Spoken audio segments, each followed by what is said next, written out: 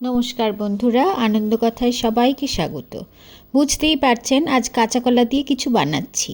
খুব সহজেই আর 30 মিনিটেই রান্না হয়ে যাবে। পুরো ভিডিওটা দেখুন। কাঁচা কলার কোপ্তা বানাচ্ছি আজ।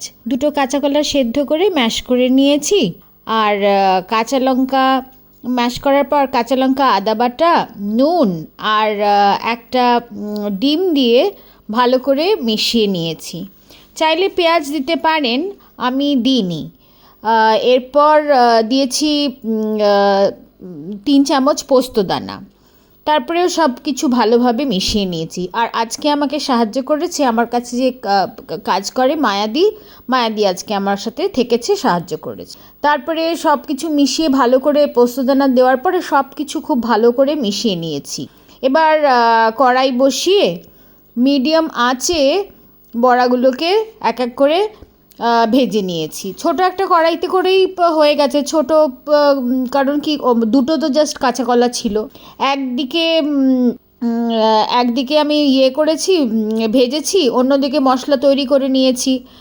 ধীরে ধীরে ভাজতে হবে, কারণ যেহেতু বড়াগুলো ভীষণ নরম হয়, বেশি নাড়াঘাটা করলে পরে সেগুলো ভেঙে যেতে পারে।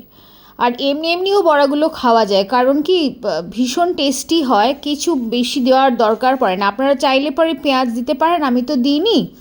হয়ে গেলে পরে দুপিঠ করকরেই হয়, হয়ে গেলে পরে ভেতরটা নরম থাকে, বাইরেটা ক্রিস্পি হয়। এরপর একটা বড় পেঁয়াজের হাফ নিয়েছি, 1 ইঞ্চ মতন আদা, 4টে লঙ্কা একসাথে বেটে নিয়েছি মিক্সিতে। আর তারপরে ইন দ্য মিন টাইম তো সব ভাজাগুলো হয়েই গেছে। আর কড়াইতে তারপরে একটু ফ্রেশ তেল দিয়ে তেজপাতা, জিরে আর সমস্ত বাটা মশলার পেস্টটা দিয়ে তারপরে ভালো করে নাড়াচাড়া করে দিয়েছি নুন হলুদটা মশলার সঙ্গে ভালো করে মিশিয়ে টিশিয়ে নিয়ে তারপরে ধনে গুঁড়ো দিলাম পরিমাণ মতন, দিয়েছি জিরে গুঁড়ো দিয়েও মিক্স করে নিয়েছি। মশলার আঁচ কিন্তু সবসময় কম করেই রাখতে হবে। তারপরে দিয়েছি লঙ্কার গুঁড়ো একটু, যারা ঝাল কম খান তারা কম ঝাল দেবেন, কাশ্মীরি লঙ্কার গুঁড়ো দিয়ে দেবেন, নয় একটুখানি রং হয়ে যাবে, দেখতে ভালো লাগবে। তারপরে মিনিট 2 মশলাটা নাড়াচাড়া করে অল্প অল্প করে জল দিয়েছি, যাতে করে ওটা ভালো করে একটু ব্লেন্ড হয়ে যায় মশলাগুলো একসাথে নাড়াচাড়া করে, বেশ মানে থকথকে ব্যাপারটা হবে আর কি। সেজন্য পুরোটা হয়ে যাওয়ার পরে যতটা ঝোল লাগবে সেই পরিমাণ জল আমি তারপরে দিয়ে দিয়েছি। আর আমরা যেহেতু রুটি দিয়ে খাবো, সেজন্য আমি খুব বেশি ঝোলের জন্য জলটা দিইনি। ভাত দিয়ে যদি খাই তাহলে পরে তো বেশি লাগবে, তখন একটু লাগবে, কারণ বড়াগুলো প্রচুর জলটা টেনে নেয় যখন ভিজে থাকবে। ঝোলটা বেশ ফুটে গেলে তারপরে ছোট এলাচ গুঁড়ো করে ওর মধ্যে দিয়ে দিয়েছি।